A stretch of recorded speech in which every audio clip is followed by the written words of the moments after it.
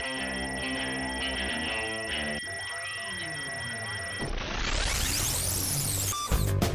what's up, everybody? Welcome to Comic Book Club. I'm Alex. I'm Pete. And Justin is away hang gliding in Spain this week. Wow, I think it was the scarf. You Set him on a little, mission. I think that would have encouraged him to be Amelia Earhart, personally. That's just me. Well, hang gliding's close. Slightly different. I'll explain it to you when you're older. Guys, we have three amazing comic book reviews for you today. We're going to talk about Batman and Robin number 6, Locke and Key Crown of Shadows number 1, and Dark X-Men number 1. So let's kick things off talking about one of the biggest issues of the week, Batman and Robin number 6, or at least one of the pinkest issues of the week. Yeah. We were a little critical, I think, of the last issue, in particular of Philip Tan's artwork on this arc. What do you think? How's this title holding up? See, here's the thing. I really think he's great as an artist. I just sometimes have a hard time. There were so many people with like bloody faces that it took me a little bit to be like, oh yeah, this is so-and-so and not so-and-so. Yeah. It was just, it's a little muddy.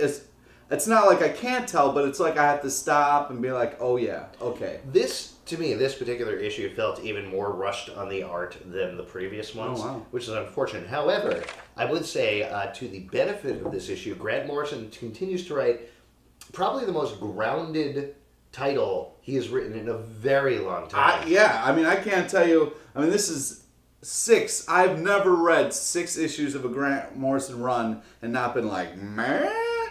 Up until the last 2 pages here. Which spiral right off into Crazy Town. Yeah, it's like, oh, there's the Grant I know and love. Yeah, which is actually totally great because you have these 2 very grounded arcs really dealing with the characters of Damian and Dick Grayson and how they interact, which is really wonderful. You introduce a kind of loopy, regular Grant Morrison villain in the Flamingo, but he completely works in this. Yeah. And then you get the last 2 pages, which are totally like turn everything on its head and making you think everything you know is wrong, and it's great. It's a really fun, good feeling to get back to. Yeah, this is a great issue. What did you think, without spoiling it, because I really don't want to spoil it, what did you think of the last page? Yeah, I was like, what the F? Yeah. It is getting back to, there's a lot of stuff that happens in the last couple of pages that gets very much back to Batman R.I.P. It's Grant Town. It really is, but it's... I was thinking about this. I think he's established it enough, that, okay, just... This isn't too much of a spoiler, but because they've already talked about it in solicitations, but Dr. Hurt, the villain from Batman R.I.P., is coming back, and I think because he's already gotten through the first arc here with Dr. Hurt, he's established him as a Batman villain, so I'm more looking forward to the second arc with him. Is that weird? Yeah, it is. It is. Nice. It's kind of confusing. I had to look again because I remember just being like, what? Who the... And it's almost a letdown because it's like... We're obviously being purposely vague here. Yeah, it's almost a kind of a crazy town letdown where you're like, why do you... Would you say pick this up, though? Yes, it's fantastic. Great. Yeah, it's a lot of fun. It's definitely worth it. Cool. All right, there you go. Let's move on and talk about one of our favorite series of all time is returning, Locke and Key, Crown of Shadows number 1. This is the 3rd miniseries from the team of Joe Hill and Gabriel Rodriguez, who we love. Yeah. So obviously we're a little biased there. But you were a little down on the last miniseries. Yeah, right? I really was because I felt like it floated for me. It didn't deal with the issues that it's established.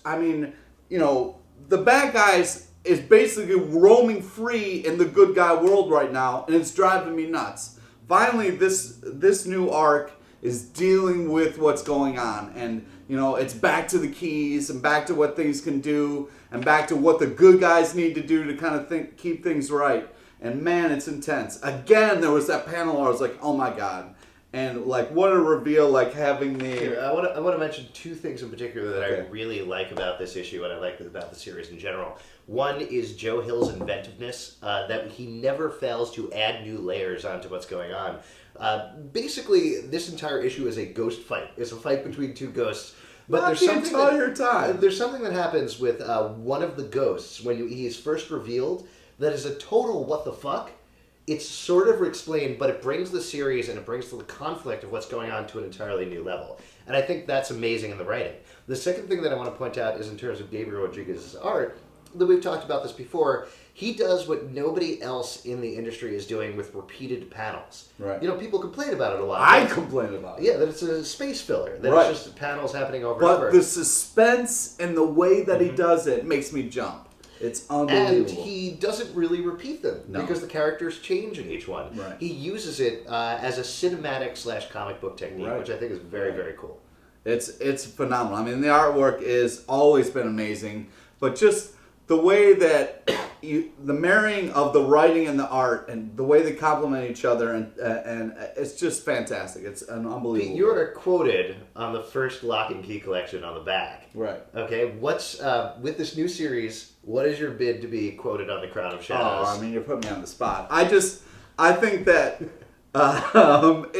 Crown of Shadows. It's not bad. Oh? Crown of Shadows. That's why I was quoted on the first collection. Amazing, thrilling suspense in a comic book. I don't know. I can't do it, but it's really you'll never jump this much while you're reading a comic book. It's perfect. It's perfect horror comics. Definitely pick it up. Let's move on. Last but not least, Dark X-Men #1. Now, I know in advance, just to give you a little bit of a background, this is following up on the Dark X-Men, Dark Avengers series crossover that went on. This is dark and dark. Darky, dark. This is written by Paul Cornell with art by Leonard Kirk, who's the same team from Captain Britain and the MI3, which we loved. Which we loved. I really like this. What do you think, Pete? I think it blows. Why do you think it blows? Let me get into That's why. a shocker. First of all, I think the writing is good, but the problem I have is dealing with the characters. I just want to check something, by the way. Are you sending out a Morse code message? Yes, yeah. You're not trapped here. Later, you can go anytime you want, as long as you answer these riddles 3. See, this is how I always get trapped here.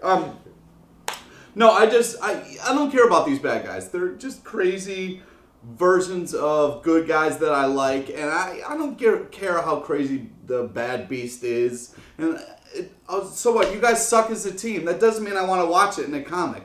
You guys blow. I knew when you were going to go to the hospital what was going to happen. Whoa, big shocker. I just... when I'm opening up a comic, I want to get behind the characters. I want to have a point. I just don't want to be like, nah. I totally disagree with you. I think Paul Cornell is really in his element here, and Leonard Kirk really knows how to I think the writing and the artwork is fantastic. That's not my problem. But you don't like the plot. I don't like the characters. Yeah, I don't like what they're dealing with. Here's what I did in particular like about it. I like how Paul Cornell cleverly uses these characters who we know very well already and are already established but don't like as analogs for the original X-Men and does a twist on it. There's even a Professor Xavier. Who cares? Analog. I really like it a lot. I think it's well written, well characterized. There's good twists and turns throughout. Nope. If you like Captain Britain and the MI-13... No, see, don't say that, because Captain Britain and the MI-13 was amazing. This isn't as good. I think and it pains me to say it, but I do like. It doesn't pain me to say it. This is the best issue of any comic that has ever come out. We all agree. Pick it up. No, you just said before the Lock and Key was unanimously. I don't have any memory. If you have a question, you can write us at comicbookclublive@gmail.com, popcultureshock.com/comicbookclub, twitter.com/comicbooklive, iTunes Comic Book Club Live, where you can download these very episodes. And Pete, if you're ever in New York City on a Tuesday, we'd love to see you at our live show, People's Improv Theater, 8 o'clock. Also, the Hope story in the back was awesome. Yeah, it was great. I hope, speaking of hope, that Justin doesn't follow the path of Amelia Earhart and be lost forever. Oh, that would suck. That was, what's the word? Mm-hmm.